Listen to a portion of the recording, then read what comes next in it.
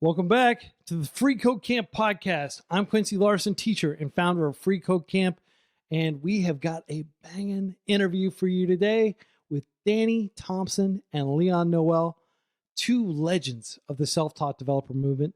First, let's kick things off with some community news.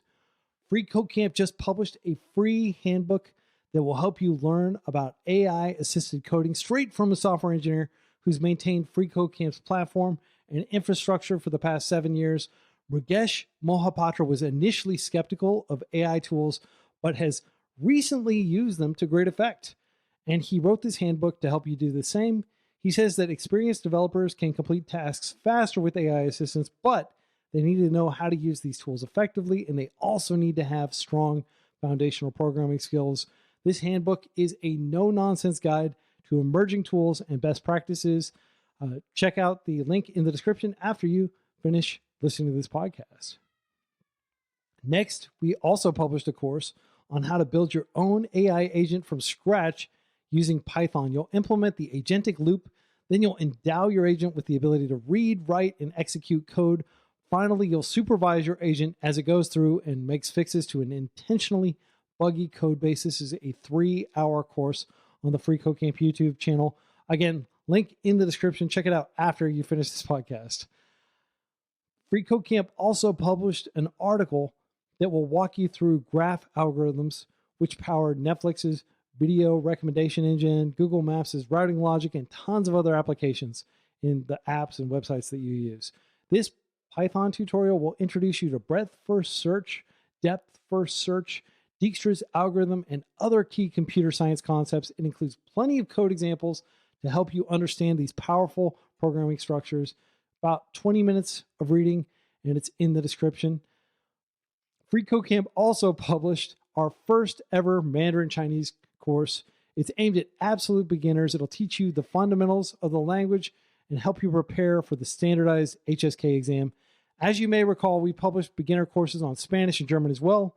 We eventually hope to have courses on a wide range of world languages at many different levels of proficiency. I started learning Mandarin 23 years ago, and I can tell you this course just scratches the surface, but it should be a good starting point for you if you're curious. It's an 11-hour course, link in the description. There was an article that I read this week that I thought was really great that I wanted to share with you all. It's an interesting perspective. Well-researched, has lots of data that it's drawing on, and it is written about the role of AI code gen in actually getting things done as a developer. The author has more than 25 years of experience building software, and he argues that if AI tools really gave devs a big productivity boost, we should see that in the numbers, specifically shovelware, which is essentially fast, cheap software projects. And he says we don't really see this. GitHub repository creation is flat. Apple and Android App Store registration is flat in terms of apps being created and registered. Domain name registration is flat. So he argues these tools aren't really helping people write code faster. It's just marketing hype.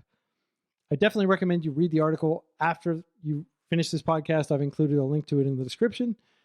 And this song's Song of the Week, since we're likely in an AI investment bubble, and a lot of people, even people that run a lot of these AI companies, are acknowledging this. I wanted to share this week's Song of the Week, which is Bubble Life from Square Pusher's 2006 album, Hello Everything. This song features some synth patches. You can just feel them. And a tasty bass solo with tons of ghost notes and chromaticism. Links in the description. Listen to it after the podcast. And now for the interview. I'm very hyped to get to these two gentlemen. Again, we're talking with legends, Danny Thompson, Leon Noel. Let's talk a little bit about him. Danny worked for 10 years at a Tennessee gas station frying chicken for people to eat, sometimes working 80 hours a week just to provide for his family. And yet, Danny had ambition. He taught himself to code using Free Code Camp. He built his network through local tech events, and eventually he landed his first developer job, and he has since worked at tech companies like Google. Leon grew up with everyone telling him he needed to become a doctor, a lawyer, or a dentist. Well, he skipped college entirely, taught himself programming, and he had a successful exit with his startup. And then during the pandemic, Leon turned his attention to helping folks who were struggling. He started 100 Devs, a charity which has helped thousands of people learn to code. So Danny and Leon run the programming podcast, which you can find in the Free Code Camp mobile app on iPhone or Android, along with lots of other podcasts we recommend. The following 45-minute conversation with them is almost entirely focused on the developer job market. It's perfect if you're looking for a new job. We'll talk about common misconceptions people have about resumes, recruiters, applicant tracking systems, knockout questions, and more. We also talk about the Commit Your Code conference happening September 25th and 26th here in Dallas. Tickets are super cheap, and all the proceeds go to charity. I'll be there. I hope you'll be there too. A massive thank you to every single one of the 10,706 kind folks who support Free Code Camp through a monthly donation. Join these kind folks and help our charity and our mission by going to donate.freecodecamp.org. Danny, Leon, welcome back. How are you, gentlemen? I'm good. I'm excited. You know, we got the trio back together again. We did this once before on our podcast. Now we're doing it here. Feel really good about that. I'm at the place where I started. So I love everything about Free Code Camp and happy to be here. Yeah, the whole reason I started the podcast with Danny is just so we could do this. So I'm excited. Right on. Well, I'm just going to jump straight to it. The topics people care about. Real talk. What is the developer job market like right now in you gentlemen's eyes? Well, I think the most important piece is that it is a market. Some people want to say there is no market, but there's a market. And I think that's kind of the first place I like to start, right? If you are learning how to code, if you are on your journey to getting a job in tech, it's still possible. So full stop, still possible. Last month had dozens and dozens of folks from our communities get jobs, continue to get jobs. Now, that's not to say that it's not harder. It's not to say that the process to getting a job is easy, but there is a market. And if you know how to play the game, you get a little lucky, it's still possible. And so I think that's something where I always like to start, because you can hear a lot of the doom and gloom online, but it's always good to see the other side of the token as well. You know, very interesting point. Last night we did a meetup in Dallas, and the meetup was how to get a job in tech in today's market, which not really thinking that it was going to apply to this, but what he just said is interesting to me, because I realized something at the meetup prior to this, and that was there was somebody that came up to me. They're like, oh, I watch all your content. I watch the LinkedIn series. I listen to the podcast. I'm in 100 Devs. They're doing all these things. But then I look at their resume and I look at their LinkedIn. I'm like, wow, you're still not following the advice. And it's not their fault, right? You know, it's the way that you're perceiving the information. Maybe you need a different method to show this. So last night at the meetup, I did one thing to kind of demonstrate a very big issue that a lot of software developers are falling into. And I did this experiment, and I never did it before, and I'm so happy at the results. I had the entire room pull out their phones and type in their phone their response to a question. And the question was, I'm an employer. I'm hiring for a role right now. Every single person in this room is applying for it. Why should I hire you? They typed in their answer, and I had them all hold their phones in the air so they couldn't change their answer. And I went around the room with the microphone. I said, why should I hire you? And they would say, oh, I'm very motivated, and you do this, and I know, et cetera, et cetera. And I was like, cool. Went to the next person. Why should I hire you? Oh, I'm very hardworking, and this, and la, da, da. I said, okay, cool. And I went around, and every single answer was practically identical. And I looked at them and said, do you not see a common denominator here? That there's 100 people in this room with 100 answers that sound exactly the same, and you're saying the same thing, and no one said the one thing I was hoping at least one person would say, and that is, I know you mentioned that you have XYZ problem. I know how to solve XYZ problem, and here's how I've done this in the past. You keep going with I, and just talking about yourself. Everyone is motivated when they don't have a paycheck and they're about to get a paycheck. Everyone is a hard worker when they don't have money coming in and they're about to have money coming in. Everyone is detail-orientated when they know their livelihood is on the line. Everyone knows this. So what are you doing that shows yourself in a very clear way that you're a problem solver? we're past the stage, and I've said this for years now, we're past the stage of being someone who just regurgitates syntax. Knowing syntax isn't getting you in the door anywhere, but knowing how to solve a problem with that syntax, that's going to be your key to a career. And if you don't say that in an interview, in a resume, or even in networking with somebody, they don't know that about you. They don't have an incentive to go out of their way to figure that out for you. So yes, there is a market. It is not a developer's market the way that it's been historically. I personally don't ever see that going back to that. And so the game has changed a level. And if we're not playing the game the way that it's supposed to be played, you're going to have a much harder time than someone who's actually following the rules of said game. You can't play basketball and constantly go out of bounds thinking like, oh, I'm eventually going to score. It's like, no, if you stay in bounds, you'll score. So these are the confines of the game that we're playing now for employment. If you do it well and you do it right, you'll find a lot more favorable conversations in your way. Yeah, and Leon, you alluded to the game that needs to be played too. That's a word that both of you have said, like playing the game. What is the game in 2025? I mean, Danny, what you said there, like you mentioned that you have XYZ problem. I know how to solve XYZ problem. Here's how I've done it in the past. That is the classic pitch for yourself as a good candidate for a job. Beyond that, what is the game? I mean, that's the game in a nutshell, and it's always been how he played. Now, there are different things you can do to demonstrate that you have that ability to solve their problems, right? No one's hiring an engineer because it feels good. They're hiring them to solve a very real need, a very real problem, and they want people, especially in this market, that can hit the ground running as soon as possible. So one of the things we've always rebelled against is nobody wants to hire the aspiring. Nobody wants to hire the even entry level at this point. They want someone that can get to work immediately. And if you're not projecting that in everything that you do as part of your application process, you're getting left to the wayside by somebody else that can package their experience in a way that makes sense in the context of that job.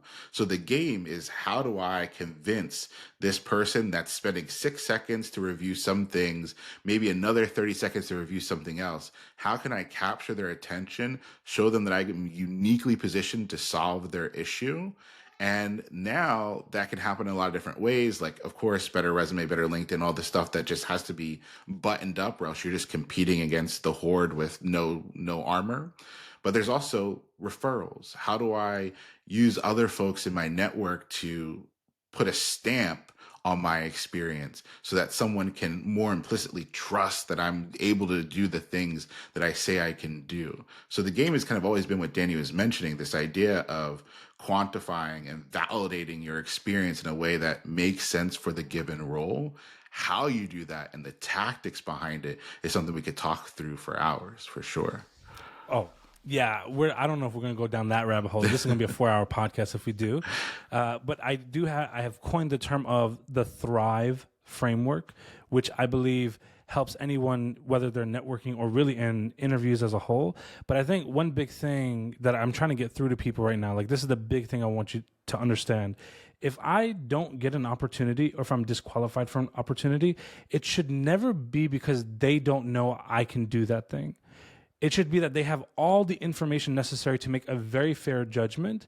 And if they realize I'm not a fit, perfect. That's a win in my book, because now they're judging me accurately. For a lot of people, they don't over divulge that information, almost walking into conversations, networking, and interviews like it's a pure accident without thinking of like tactfully what they should be saying.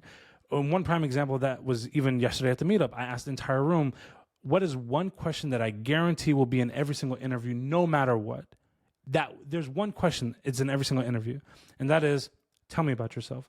This is the layup of layups. And not one person in the room had an answer that they thought was proper for it. Like they would just figure it out on a whim. And I'm like, you're just killing yourself at that point. Like there's no good opportunity there.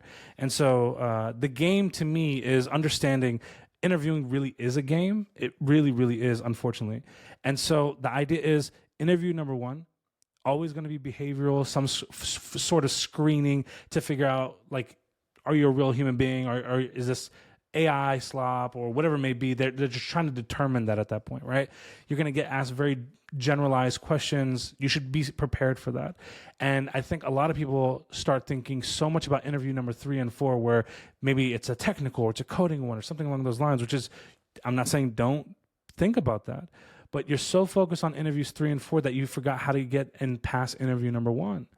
Like, you have to have both in tandem. And so, and the other thing too is, don't be so fixated on the idea of getting a job that you forget one of the most important things. What is the point of a referral if you don't have the technical skills to back the thing up? Some people are either running too fast or not running fast enough. So figure out what the momentum looks like for you. Okay, awesome. So to recap kind of what you were saying there, gentlemen, like, it is a game, and the game is to essentially be able to get through the behavioral and make a strong first impression, and then also to have the skills to back that up in the subsequent interviews. But you're not even going to get to the subsequent interviews, which is something I hear people complain about all the time. Developers are like, I have great skills. Look at all this stuff. Nobody will hire me. I can't even get a call back. And it sounds to me like, based on what you just said, they're failing the initial behavioral screen, or they're just not getting through that 6 seconds. Yeah. The average HR person spends 6 seconds looking at a resume, and that is like a 10-year-old fact. There's nuance to that fact. There's actually 3 stages. So the average recruiter or someone in HR spends 6 to 10 seconds on average before deciding if they're going to invest more time in reading the resume. Stage 2 is 30 seconds, and stage 3 is 2 minutes. If you get to stage 3, you're getting a phone call with an interview. And so, actually, let me stop, because I know Leon has something on this. I don't want to take it away. I was about to by accident. I won't do that. But that's like the 3 nuanced stages. If you get to stage 3, you're getting an interview. Well, now I don't even know what you're referencing to. Okay. We just live in each other's heads a little bit. Yeah. We've had these conversations so often at this point. But, one of the ways that you get to stage 2, because stage 1 is they're determining if they're going to spend more time on this. How do they determine they're going to spend more time? Well, studies have already shown that resumes are read in what's called an F format. They'll read the beginning. They start skimming words, looking for the next interesting bullet point. So they're not even reading the rest of that content. And then they'll find a line that interests them, and then they'll go to that line. The idea is, if your first bullet point, and your first bullet point must be a home run of home runs. It has to be the grand slam of grand slams. If you play cricket, it needs to be a sixer. If you like basketball, it needs to be a 3-pointer from the logo. Like, whatever sports analogy you want to use, it has to be the exceptional of the exceptional, right? And your second bullet point has to be the exceptional of the exceptional. There, you just broke the F format. You've already got to stage 2 just by making that one big change.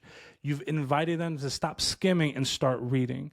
And then you just need to make sure you're backing up with actual value that makes sense. And so don't tell someone the basic duties of your role. Like, if I say that if you're a coffee barista, there's some things I can assume about that role. Like, you made coffee, you served customers. That should not be a bullet point on your resume or your LinkedIn or anywhere else. What you should be thinking about then is, what did I do to get a raise that my manager saw and was impressed by? That's the win that gets you in more deeper conversations. And then the big piece around all this is you have to test this, right? And so everyone can take their resume, give it to someone that they know, and say, all right, 6 seconds on my phone. I want you to read out loud every single thing that you notice. And you press that 6-second timer, it goes by like that. And they've said, like, your LinkedIn handle. Right? They didn't get anything that would be what a recruiter that's doing that stage 1 check would need. They don't even see the word software engineer. They don't even see the places that you've worked or the experience that you have. And so you got to get into this cycle of understanding that a lot of this is in your control. And I get it. I get why people are frustrated, right? You were told all throughout elementary school, work really hard, get into a good high school. You go to a good high school, work really hard to get to a good college. You get through a good college experience, and like if you just go into the market, you'll be okay. You got the degree, you grind it really hard to get there. But along the line, you didn't learn all the accessory things that you needed to make you an exceptional job candidate. And so what a lot of Danny and I talk about is like the packaging that allows folks to see what you're actually capable of. And a lot of this is tweakable. And if you are someone who's listening to this, like, I just don't understand. You got to put yourself in the shoes of a recruiter. Why would I invest the time in bringing you through the process that's going to take time and energy away from the engineers that are going to interview you? What value do you bring to me immediately? And then once you have a rough idea of like how that works for you, have others look at your materials to see if they're picking up on the same things that you're trying to communicate. I can't tell you how many resumes, LinkedIn's, narratives we listen to that are just fundamentally different than what they intended to communicate. And that's often the disconnect where they have the skills, they might know how to play the game, but the way they're trying to communicate it is not landing. And you often need outside perspective to make sure that you are. Okay, this is so awesome. Like, I love that quote, Leon. A lot of the job search is actually within your control. It's just a question of like approaching it scientifically, testing, putting your resume into people, empathizing with the recruiters, understanding them. Something Danny said, break the F format and get managers to stop skimming your resume and start reading it. This is great stuff. And so it sounds to me like, I just want to make sure I understand this, that you all think that like there are a lot of people out there that feel like they have zero agency, like they're just submitting resumes and they're just doing stuff. Would you say that people have a great deal of agency in the job search?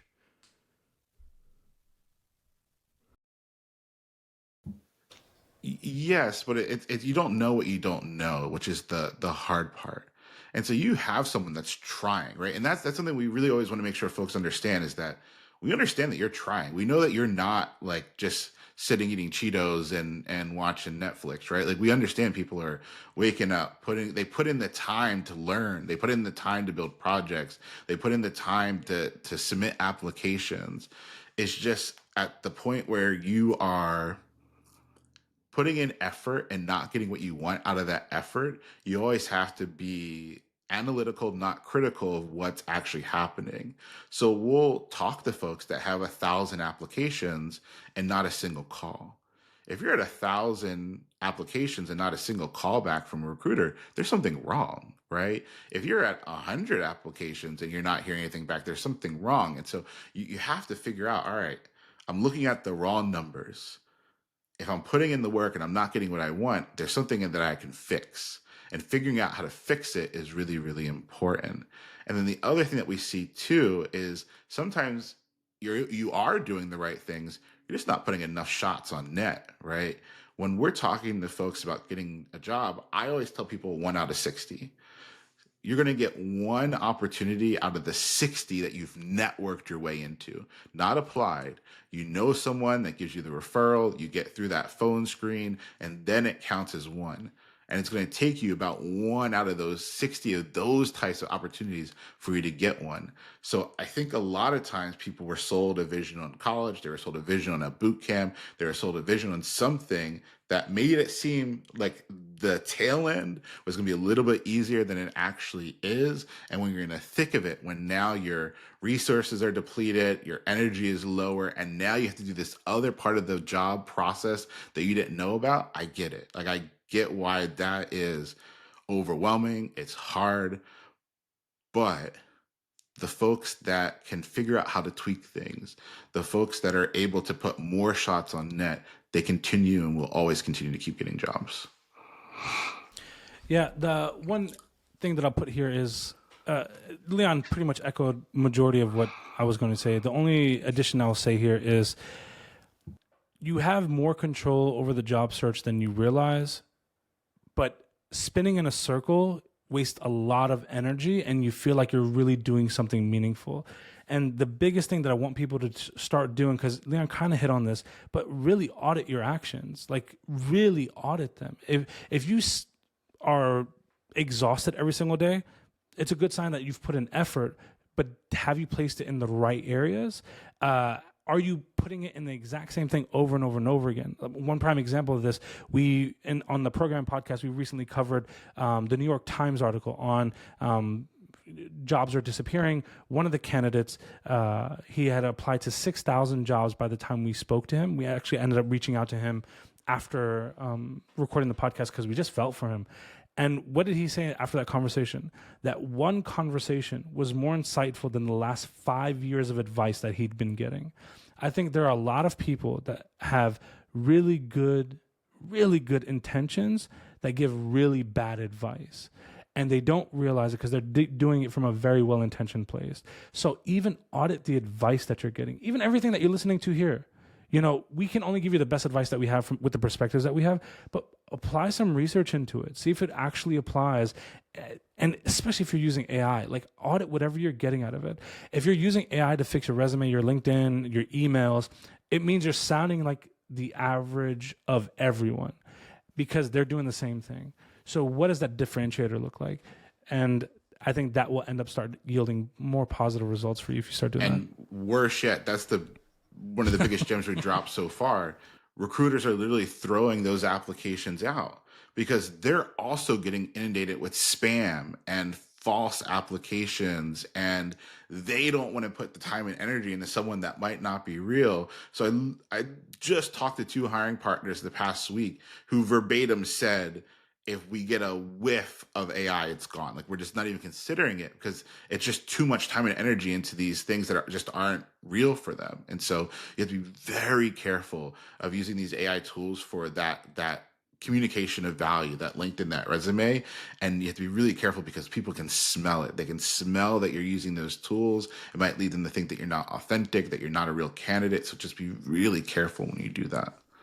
Yeah. I mean, so it sounds like one of the bad pieces of advice people get is use AI to, theoretically enhance their LinkedIn profile or their emails or really anything like. So what are some other pieces of bad advice that you just keep hearing people like parrot without, necessarily, like, it's not empirically proven. It's just like, these are rules of thumb that people are kind of arbitrarily following. Are there other pieces of bad advice that you can just call out right now? I mean, even just going down the same vein, what we were just talking about, one of the big myths right now is that there's like keyword matching on the resumes that you're submitting, right? Where you have to throw in all these buzzwords, all these different terms, or else you're not even getting through the filter. That's just categorically not true. If you look at any of these actual applicant tracking systems that recruiters use, it's just bluntly illegal to do some of that filtering. There are some knockout things, but a lot of the things that people think they have to cram into their resume and their LinkedIn have no impact on you getting through the ATS system. And in fact, it absolutely hurts you because you're not doing the thing Danny said in that first bullet point, communicating your actual value, what you actually did. And so I think there are a lot of those little things that we just kind of pick up that could be just fundamentally not true. Yeah, there's quite a few things that I see as bad advice that goes around quite a bit. One of them being just mass spam and apply, I think is one. Another one being if you just focus on your coding, everything else will kind of follow. Unfortunately, that's like a big one that I see a lot of. One prime example of that was yesterday where someone's like, no one will hire me because I'm an Android developer. There's a role that's perfect for me. I was rejected within 30 minutes. And it's because obviously I don't have an app in the App Store. And I was like, that's wild. Number one, if you're rejected within 30 minutes, very rarely is it because of your resume. It's probably you didn't answer a knockout question correctly. He's like, what's a knockout question? I was like, well, when you applied, did it ask you questions up front, like, do you have a degree, et cetera? He's like, yeah, I don't have a degree finished. And so I put no to the degree, even though it was a hard requirement. And I was like, well, that's a knockout question. A human didn't see that. The Indeed application portal rejected you right away. And that's when it clicked. Oh, it isn't AI that's rejecting it in that scenario. It's the knockout.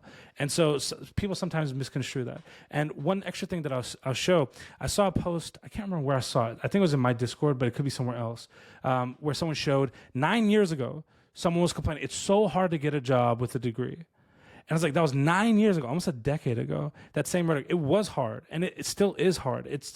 There's so many variables, and the hype is the hype. It is what it is.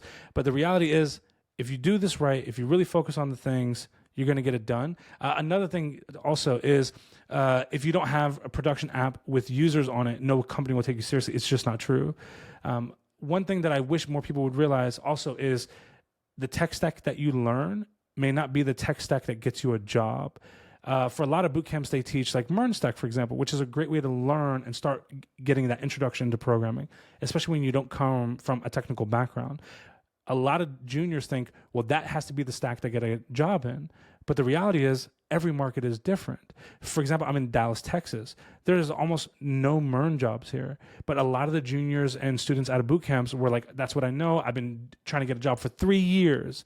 I'm like, you're trying to get a job in a stack for 3 years that has no demand in that market. I pulled up a job board. We started looking through jobs. And in Dallas, we found 28,000 job opportunities in Java and Spring and all these other technologies. And I'm like, you're over here siloed in MERN, not knowing there's 28,000 available jobs in your city in Java.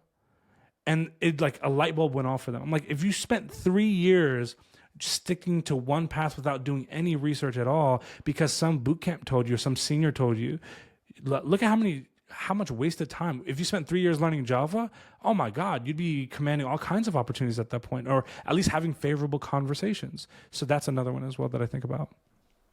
Yeah, and just a couple quick questions just to follow up. You mentioned university degree as a knockout question. That is still a requirement on many job postings, whether it's warranted or not, is something we can talk about. But like, have you all observed, like, for a while, there was a trend of people saying like, "Oh, you don't need a degree to work here." Have you all noticed any movement on that front, or is it getting easier to get a job without a degree, or degrees coming back in fashion in terms of employer requirements? Anything you've observed about that? This is why it always comes back to playing the game. It's always been a weird thing, but if you can network your way in, a lot of these things that are hard knockout questions, you at least have an opportunity to address or talk about. And so, yeah, there's still lots of companies that use it as a knockout.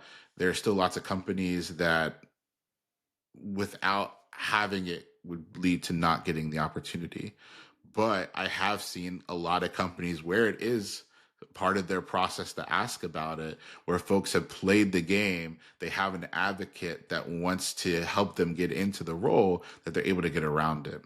However, hundreds and hundreds and hundreds and hundreds of folks from my communities get jobs without degrees every single year, every single month, every single week. And so there's always going to be an excuse. There's always going to be something that's going to stop you from going down this path or continuing to get the job.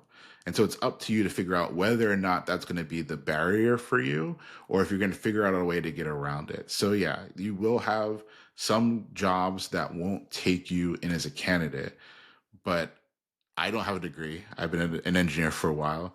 Danny, same thing, right? And so there's just so much out there that you could be gainfully employed that I always get a little stressed when I hear people kind of focus on that one thing when there's so many other things that you could be focusing on that are in your control. And this whole thing comes back down to do what's in your control, right? I have no control over whether or not I get an opportunity, but I can network my way into 10 opportunities a day. I can do my code challenge each day. I can work on my portfolio each day. Like, there are all these things you can be doing that keep moving the needle forward. And if you get caught up on one of the stepping stones, you might be stuck there for a while. Okay. And before, Danny, before you answer, just like to recap what you said. Playing the game is an alternative to necessarily having to go through the barrage of knockout questions, because networking your way in, you are kind of using a side door instead of using the front door. And it just means that they're not going to be like, it just opens up lots of opportunities for less traditional candidates, like not the person that, went to school, like university at 18, graduated at 22, got like all these internships, and like the traditional kind of like person people think of when they think of, yeah. It's always about risk for a recruiter, right? Like the recruiter never got in trouble recommending the kid out of MIT that has the project that was on the front page of the New York Times. Like, they're never getting in trouble for recommending that person to the next round. But when you don't have that level of credential, what are you communicating to them that helps them not get in trouble at the end of the day for sending you to go talk to their precious engineers that are going to be part of the hiring process? And so a degree is something that some companies might value as a de-risker of whether or not you should go to the next round. But for a lot of companies, it's not the end all be all. And there are other things that you can do to de-risk yourself. I call it smell. We all have a smell when you're going through the process. You have to do all these things to get rid of your smell. And so it's always putting yourself in the shoes of the recruiter. What do they care about? How can you be less risky as a candidate? And if you can do those things, you have more opportunities. I have a slightly different take on this. And spoiler alert, Leon kind of leaked it out. I don't have a degree. Never did. My first job in tech, wanted somebody with 4 years of experience and a degree. I had neither. But when you buy, let's say, like a PlayStation, you kind of know what games you're going to have access to and what you're getting. If you buy an Xbox, you know it. What about if Leon threw a rig together in his garage? Do you know what titles you're going to get? No, it's kind of like anywhere, right? But he pieced it together himself. It didn't come out of a structured program. He kind of self-taught, he learned, et cetera, et cetera.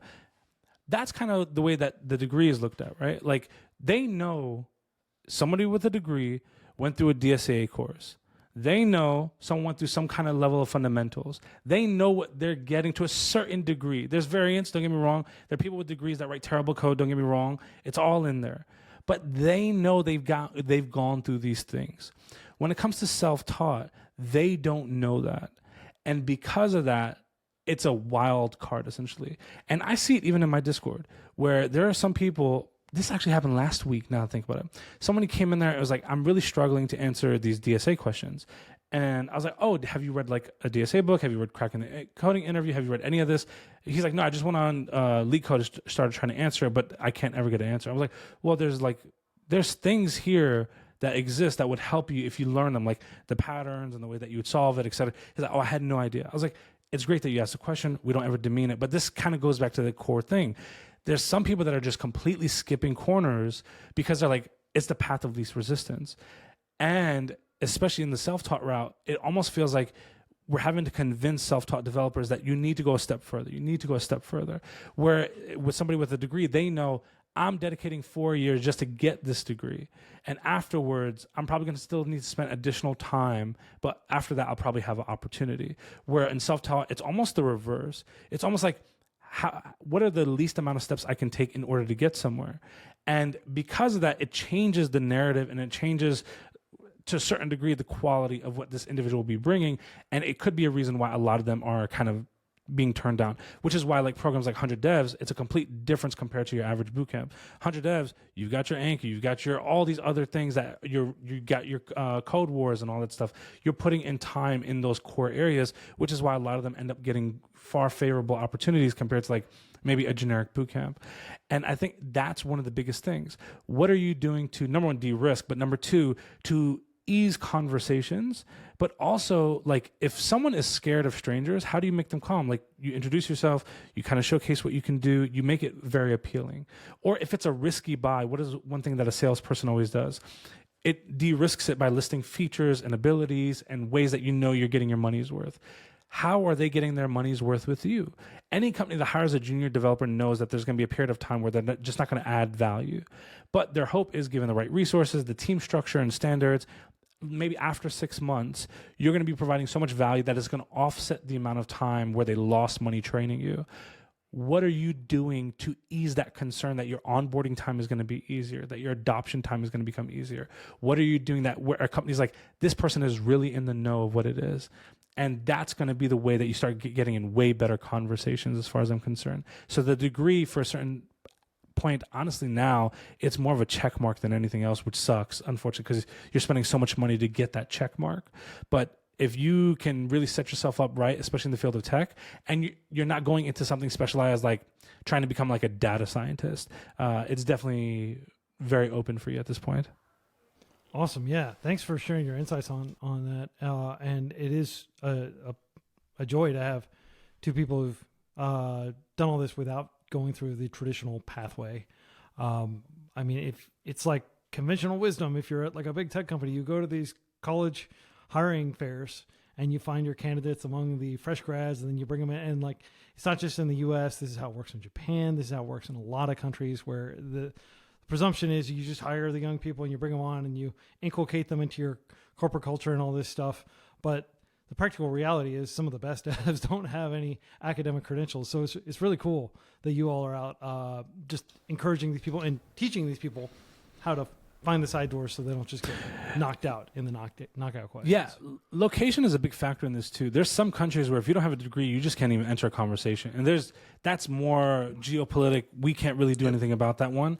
I remember I got a message from somebody who was like in Iran, and he's like, I want to get a job in America. I'm like, brother, this is international politics.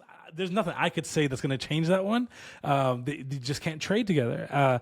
But I would say, like, if you're in a country where a degree is mandatory, you already know what the insight is at that point, right? Like some countries that come to my mind immediately is like India, where if you don't have a degree, it's like such a very uphill battle to even have that conversation. But the other side of it is you now have a skill where freelancing is a possibility that exists for you. And there's other ways that you could put food on the table with your abilities. Employment in an organization is not the only path to income with this. And now I'm not saying it's ideal, but if I was an HVAC repair person, many of them end up working on the side on the weekends fixing air conditioners for extra side money because their skill allows them to have that fruitful path. So this is another way to do it. I've never met someone who has the ability to make websites that if they truly wanted to, doesn't have the ability to sell it to local businesses around them, mom and pop shops. Yeah, 100%. I mean, it is a skill that is just immediately applicable in so many ways. If you invest in building up this skill set, you've got plenty of different options. I want to talk a little bit about folks overseas, including Americans. You know, I had Taylor Alexis on a while back, and she's working remotely from Bangkok, Thailand. And I've talked with lots of other devs who live overseas, and there's a lot of appeal to living overseas. Now that COVID is pretty far in the rearview mirror, and like a lot of companies have kind of like implemented these like back to the office type mandates and things like that. How do you see the workforce changing and the opportunities changing? And do you think that like there's a decreasing amount of remote opportunity, or do you think it's going to eventually come back? Like what is your sentiment gauge in terms of like how big companies, especially Fortune 500 companies, whom Danny, I know you work with a lot of them, like how they perceive remote work right now? So I've said this, I've been on record saying this for years. And it's funny because when I said it in the beginning, I got a lot of hate because social media is that way. And it was that remote work during the pandemic became a norm, right? And I said, this is not going to happen once we go back to whatever reality is, right? It's funny because the whole world went remote and companies never invested in the infrastructure to make that more valuable or to really make it better processes. Like even bringing on juniors, it was a nightmare for them because they just didn't have great processes that they invested in. They didn't see the reason to do so. Now, the amount of applicants for the field has grown. We've basically hit competitive levels in tech the way that they have in business, finance, any of these other industries that have always existed, that has always had rhetoric in colleges that said, hey, you need to be networking. Your network is your net worth. All this other rhetoric. This was never said in engineering programs because it's like, you're an engineer. It's the world's going to shape out for you. Colleges never thought to put emphasis on the networking aspect. Because of that, there's a massive influx in people that want remote-only roles. And basically, when you go for a remote-only role, what ends up happening then is you compete with the entire global marketplace at that point. You're not competing with your zip code. You're not competing with people that live in your area for a remote role. The whole world is competing for that remote role. The competition level has increased 50x to 100x. The number of opportunities that are remote-only are significantly lower. In America especially, the biggest thing that you have at risk to your roles isn't really even AI, it's offshoring. And by being remote only roles, it only makes it easier for them to offshore because it's like, well, if it's remote, what does it matter if it's in the city of, if my company's in New York and I'm hiring in New York, if my company's in Dallas and I'm hiring in Dallas, if they're going to be remote anyway, I can go anywhere with it. And one of the most common responses is, oh, well, the code is always bad. It's like, I'll be honest, that's not really a case anymore. There's some phenomenal developers all over the world. You need to really change that mindset around that. I'm sure there's some terrible ones. There's some terrible ones in America. So I don't think location is a factor that explains the quality of someone's abilities. So you need to be really thinking about it. Part of my belief is a lot of these Fortune 500s have really pushed for return to office. A big factor of that is it de-risks or pulls away the idea of going full offshore, because then there's no reason to do so if they're in office working. I don't have any actual facts, but I can have anecdotal conversations that I've had with C-suite executives at a lot of these organizations. I host a lunch for executives here in Dallas, where we have, on average, 40 to 50 executives come in. It's a private lunch where we get a lot of insight in things. And this is definitely like a common theme for a lot of them wanting to bring people back in office. Not saying it's right or wrong. I'm just saying that's what their belief is. And because of that, it disrupts some lives for sure. But for the ones that are remote friendly, just know you're competing with everybody. So I do see a reduction in the number of remote only roles. Truth be told, I've seen a massive reduction in front end only roles. So you really need to have the skills in order to get these roles, and it just can't be dedicated to the front end now. And just a quick piece too for folks that aren't in the US and listening, there's a difference between like remote roles and globally remote roles. So if you're not in the US, even though it's remote, you're probably not a candidate for some of these roles. And so if you're trying to say, you know what, I want to work for one of these bigger companies remotely, you need to find the companies that are hiring remote but hire from anywhere, and that's a very small list. And so again, it goes back to playing the game. You got to find those list of companies. They really hire people that they know, because there's all the extra risk of hiring someone that's not going to be at the water cooler next to them on Monday. So just put that little extra bow on there. Yeah, and I think a lot of people are attributing their difficulty in getting jobs to a number of different things. It could be that people are blaming like, oh, there's like really talented engineers. And like, for example, Ukraine has some incredible engineers. China, India, places like that have very strong engineering cultures and history of like people, like some of these schools have more computer science graduates every year than the U.S. has in like 20 years, right? Like the sheer volume of engineering talent coming out of these universities, for example.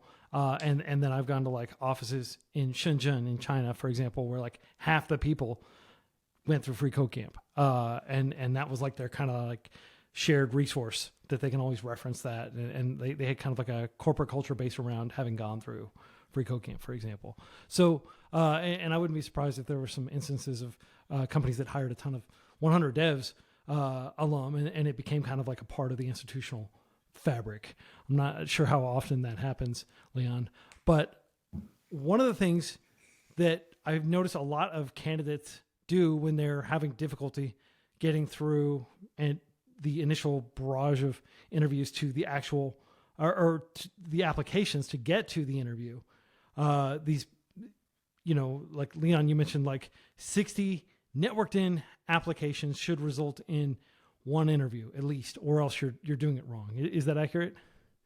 That's like the job level. So when I say networked in, it means you had some sort of referral, you've gotten to the phone screen. If you have around 60 of those, that's typically where I see most folks get the job. Sometimes you get lucky. Okay. Yeah. Sometimes you get lucky. It's the first one you do, but that's not typical. But 60 well networked in applications that you took seriously, got to the phone screen, you should see an opportunity before the 60 hits. Okay. So 60 applications, like high quality applications, not spray and pray applications, translating into approximately one offer. Yeah, where you've networked your way in. That's the key piece there. It's not click apply. I literally have a video called Never Click Apply. The advice is to not click apply because jobs close very quickly. But it's this idea that you could have the best resume in the world, you could have the best LinkedIn in the world, but if nobody sees it, you're never getting that job. And so there has to be something that you can do to kind of jump the line a little bit so that you actually get the eyeballs and the things that you're doing. And then the 1 out of 60 is also like an ethos about how you go about the process, where after each one you're getting better. All right, what did I like about this process? What did I say on that call that I think was good? What did I think about do I want to leave in that interview and not take forward with me to the next one? Never being like super critical, but just like analytical of each and every single one. So by the time you get through the 10th, 11th, 12th interview, you've thought about all this stuff that you've fixed, you've tweaked, you've made better. You got to stop going into interviews like an accident. You got to stop going into your interview process like an accident. You have to have a game plan, and that game plan has to evolve with each interview you have. So by the time you're hitting your 20th one, you're batting 1,000. Yeah, that makes awesome sense. So to having established that, there are lots of things that people will tell themselves when they're not getting those interviews, and those interviews, of course, they're not even getting the interviews. They're not even getting close to the offer, right? And some of those things are, I have a whole bunch of problems in terms of like outsourcing, companies talking about not hiring junior devs because of AI. They have all these excuses. What would you say to somebody who's kind of like wistful or even angstful or angry? They're just like, I'm giving up on this. I can't do this anymore. The system's rigged against me. Like, what advice would you give to somebody who's in that position right now? They're right. The system is rigged against them. Yep. So what are you going to do about it? What are you going to do about it? Yeah. Okay. Like that's literally what it comes to. Like, what are you doing about it in order to change that? We can succumb to the cards that we're dealt, or we can change what we're doing in order to make that happen. The one thing that I've said is luck is a big factor in a lot of this, right? Like I won't dispute that, but I've never met someone who hits a jackpot sitting on the couch watching TV. So it's like, what are you doing in order to make some of these shifts go the way that you need them to go? Are you setting yourself up? Are you getting in more conversations? Are you having better conversations? Are you at least talking about the things that you're talking about? Are you talking to people like they're humans instead of trying to be a Geico salesman? It's like, hey, here's how I can save your company 15% or more in 15 minutes. It's like, no, stop. Like no one's expecting you to cure cancer with code, but they are expecting you to have a very good skill set at solving problems. And if you're not demonstrating that, then yeah, the stacked deck that's already stacked against you stacks even higher at that point. Your goal, here's a stacked deck, and here's where you are. If you have the ability to give yourself some books to stand on in order to get to the same height as that deck, what does that even look like? Like, what are you saying, doing? How are you hitting these conversations? If someone, and this is the biggest thing you could ever do in your life, understand this about networking. Networking isn't me walking up to someone and cold pitching them. Networking is if Quincy is in a room where I am not, and someone says, I'm looking for a director for a role, and Quincy's like, I actually know someone who's phenomenal at this, and I know they can do it. Danny's a director. He's speaking about me in a favorable way in a room I have not even entered. I don't know what the door looks like. That is what networking is, and that's how you get fruitful things out of it. Quincy knows enough about my abilities in order to do that. That doesn't come from me meeting Quincy at a meetup and then pitching him on all the things that I can do. It comes from geeking out together, talking about stuff, seeing each other side by side. Yeah. That's how that happens. That should be your focus. Your reputation literally preceding you. People being the talk of the town, like getting into that state where people are singing your praises. So we're at the end of time. Danny has a hard stop. He's got to jump to a meeting, and we've gotten through about 1/4 of my questions. You all, I put all your links down in the description. Everybody check out, of course, Resilient Coders. Check out 100 Devs. Check out Danny's awesome LinkedIn course. Really quick, let's talk about the conference, because this is we're publishing this on Friday, and the conference is coming up very soon, and people still have time to arrange transportation if they want to attend. What's the skinny on the upcoming conference? Yeah, the Commit Your Code conference. Well, I'll say this first real fast. Let's force Quincy, if enough of y'all comment on this and shout out on tweets and LinkedIn posts, bring Leon and Danny back. We will force Quincy to bring us back, and maybe we'll make like a 2-hour block or something so we can go through everything. Because I know there's a lot of topics that we had listed out that we didn't even touch. So if y'all do that and there's enough people asking for it, we'll be back for it. The Commit Your Code conference. It is a tech conference that I do in Dallas, Texas. It started last year. It was actually supposed to be a one and done, never done again. And so many people asked for it that we're bringing it back. We don't know if we'll do it again or not. obviously the ultimate hope is that we will, but the idea with the conference is it is a tech conference where income isn't a barrier to enter. We have 125 confirmed speakers. We have 6 tracks in total. We have countless employers. We've been inviting a lot of them with the ultimate hope that people come there really networking, gaining a network. And we have so many things set up to where if you walk in wanting a network, the only way you walk out without one is because that's exactly what you wanted to get out of that. We don't want to force anyone to get something that they don't want, but there's enough there for you to do that. So we have prompt cards. We have Morning Connect where you'll randomly assign to people to have coffee chats with. So many other things outside of just the talks. We have 3 external events that are family friendly because that's kind of my deal. So of course, if you're coming, it's family friendly. And instead of it being a $700 ticket like the average tech conference in America, it's $49 with 100% of all ticket sales being donated to charity because we don't monetize it. It's not the goal. We just want to do something that's exciting for the community and gets people out there. As of right now, I think we've sold 600 tickets. So definitely going to be like a nice sized crowd. Virtual tickets, 100% free. You have the option to donate if you want to, but I don't like gatekeeping any technical value. We spent almost $8,000 on streaming equipment just for the conference to make sure you can watch it and really gain value out of it. So if you can't attend in person, totally get it. You're definitely missing out, but hopefully you can be part of the community by joining online. The online chat will be on fire the entire time. Go to commityourcode.com to find out more.